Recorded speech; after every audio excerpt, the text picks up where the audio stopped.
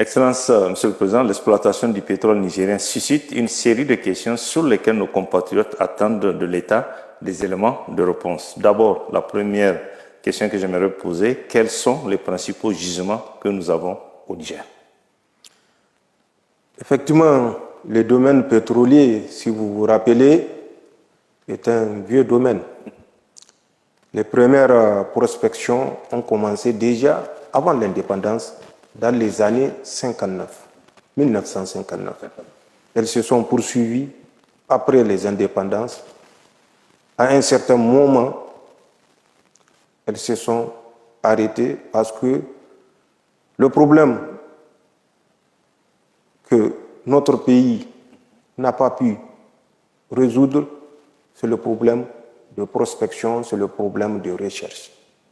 Nous attendons toujours que des compagnies étrangères viennent prospecter, faire des recherches sur notre territoire. Alors que nous avons la capacité et les moyens de faire ces recherches nous-mêmes en nous organisant. Donc, à un certain moment, les recherches et les prospections se sont arrêtées.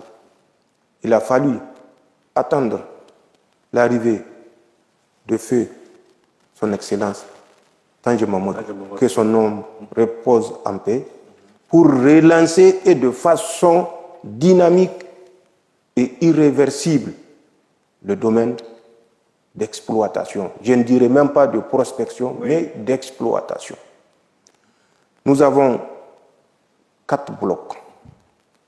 Il y a le bloc Agadam 1 et 2, il y a le bloc Bilma et il y a le bloc Kafra. Ce sont des blocs où des quantités avérées découvertes par différentes compagnies, mais pas par des compagnies nigériennes, puisque, comme je l'ai dit, le Niger ne s'est pas encadré de dispositions pour pouvoir créer une compagnie qui puisse accomplir cette mission. Pour revenir aux 2 blocs qui font l'objet de débats, c'est le bloc Agadam phase numéro 1 et le bloc Agadam phase numéro 2.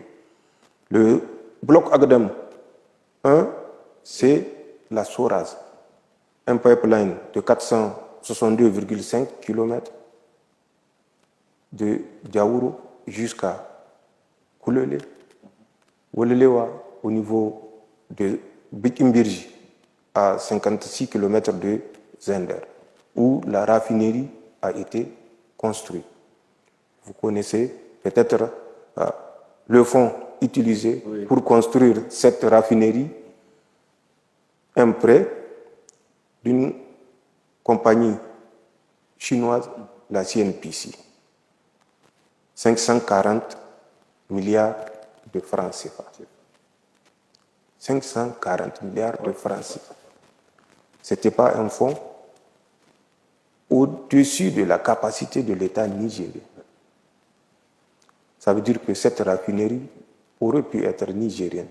Tout simplement. Mais le président Tandja, que son âme repose en paix, a montré que c'est possible au moment où les gens pensaient que c'était une mer d'eau souterraine plutôt que de pétrole. Il a cru au rêve. Il a fait construire le premier pipeline, comme je l'ai dit, de 462,5 km au Niger. Il a fait construire la raffinerie dont il a fait une condition pour tout contrat avec l'État du Niger. Cette raffinerie, Dieu merci, c'est nous qui en bénéficions puisqu'elle a été mise en œuvre ou en exploitation depuis le 28 novembre 2011, au moment où Tandja avait déjà, paix à son âme, quitté le pouvoir. C'est pour dire que les chefs d'État leur devoir, leur responsabilité, c'est vis-à-vis du peuple. Aujourd'hui, ceux qui bénéficient des retombées de cette raffinerie, ce n'est ni Tandja, ni la famille de Tandja. C'est le peuple nigérien, si les choses avaient été faites dans les règles. Mais ça, c'est un autre débat. En dehors de la raffinerie, Agadem phase 2, c'est le pipeline de Koulélé jusqu'aux rives de l'océan Atlantique, 1950 km. Ce pipeline, à l'instar de la raffinerie et du pipeline de la raffinerie, a été effectivement réalisé également, une fois de plus, sur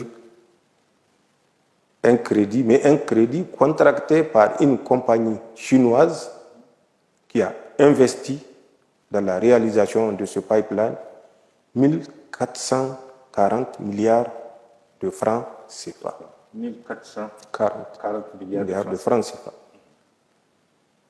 Sur le marché international, le Niger aurait pu lever ce fonds si nous avons ou si nous avions une compagnie qui faisait la recherche et la prospection, puisque c'est les découvertes et les quantités de découvertes qui permettront de contracter de crédit, puisque c'est une garantie à laquelle les bailleurs de fonds ne peuvent opposer un refus. Mais soit le pipeline est aujourd'hui une réalité. Oui. Il a été lancé le 1er novembre de cette même année, vous vous souvenez, et sa production est de 90 000 barils par jour. Sur ces 90 000 barils par jour, j'entends souvent des calculateurs, oui, des scientifiques nigériens, des mathématiciens dire que nous multiplions 90 000 barils par 77 $, le prix d'un baril, oui, un baril qui équivaut, oui, à 159 litres à peu près, et nous avons les recettes journalières du Niger. Ce n'est pas vrai. Sur les 90 000 barils par jour, la part du Niger est de 25,4%. Multiplier 25,4%, oui, par 90 divisé par 100, une règle de 3, oui, vous aurez la part exacte par jour du Niger. Et multiplier cette part par le cours du baril, vous aurez la part du Niger par jour. Et ça dans les meilleures des conditions. Et actuellement, le baril est en hausse et nous espérons que quand la production qui a déjà été achevée, ouais, le transport est en cours jusqu'à l'océan Atlantique, et effectivement, quand cette phase de remplissage des cuves dans l'océan Atlantique sera achevée, oui, en janvier, probablement, nous pouvons espérer, janvier prochain, Inch'Allah, nous pouvons espérer les premières sorties des barils du brut nigérien qu'on a communément appelé le Melek. Mais notre volonté n'est pas de commercialiser du brut. Okay. Nous voulons aller vers le raffinage. Nous avons assez chanté que le Niger a été floué depuis plus de 60 ans parce que tout ce que nous produisons est exporté de manière brute. Le Niger ne bénéficie pratiquement pas des ressources de son sous-sol parce que le Niger n'a pas initié une politique qui lui permette de maîtriser l'exploitation de ses ressources. nous voulons aller vers une raffinerie qui va transformer le brut nigérien sur le sol nigérien. Et ça, Inch'Allah, nous le ferons avec des partenaires, pas des gens qui sont là pour nous exploiter. Pour que le partenariat gagnant-gagnant soit enfin une réalité. Le pétrole brut nigérien, raffiné comme à la Soraz au Niger, en d'autres produits qui sont actuellement recherchés, notamment le jet, Oui. l'essence que la raffinerie de Zender ne produit pas à suffisance, puisque c'est un tiers de la production des 20 000 barils qui est transformée en essence. Les 2 tiers sont transformés en gaz. Donc, le jet, pour les avions, nous allons fournir la sous-région.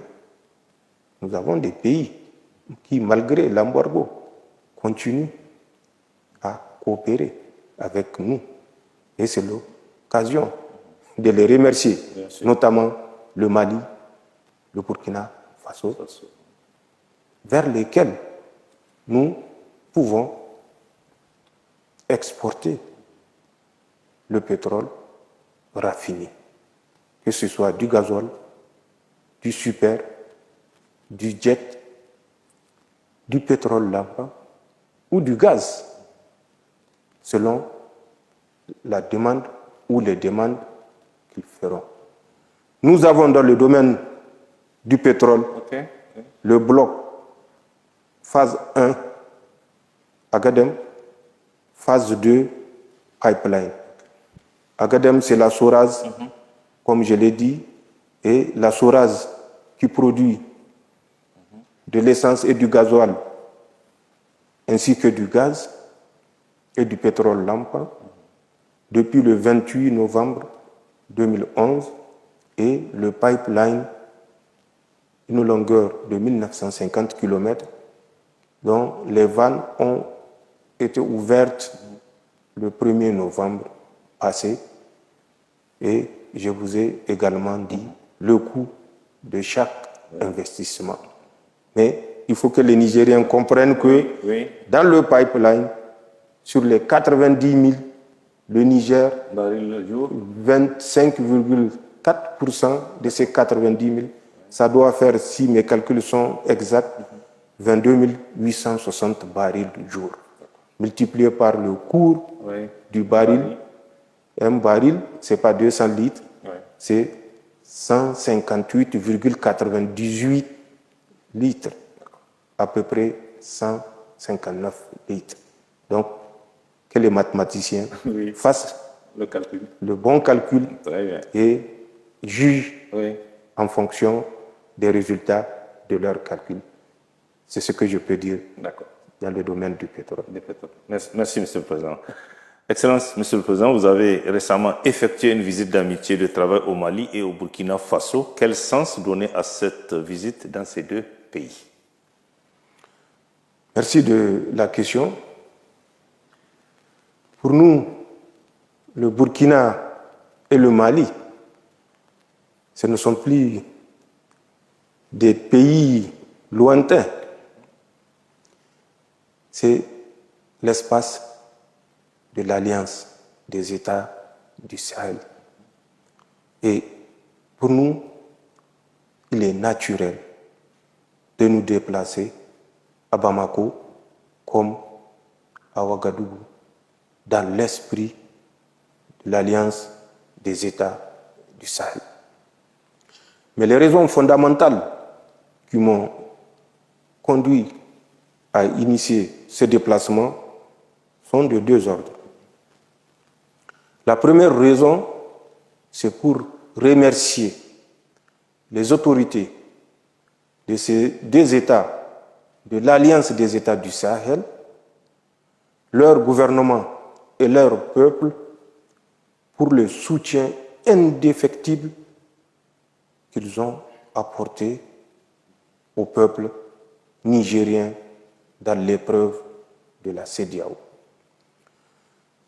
Comme vous le savez, le 30 juillet 2023, 4 jours après notre intervention, la CEDEAO s'était réunie à Abuja pour décider non seulement de l'embargo, mais comme si le désastre de l'embargo ne suffisait pas, mais déclarer également vouloir constituer une force